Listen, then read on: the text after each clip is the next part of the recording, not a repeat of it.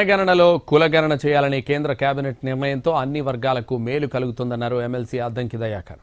రాహుల్ గాంధీ పోరాటం, సీఎం రేవంత్ కృషి వల్ల ఇది సాధ్యమైందన్నారు.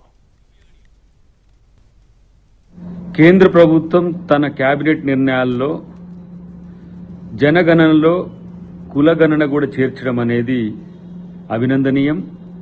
ఇది మా ప్రతిపక్ష నాయకుడు రాహుల్ గాంధీ గారి పోరాట కృషి వల్ల మరియు ఈ రాష్ట్ర ముఖ్యమంత్రి, తెలంగాణ రాష్ట్ర ముఖ్యమంత్రి రేవంత్ రెడ్డి గారి యొక్క నిర్ణయం ఈరోజు ఒక బిల్గా మారింది.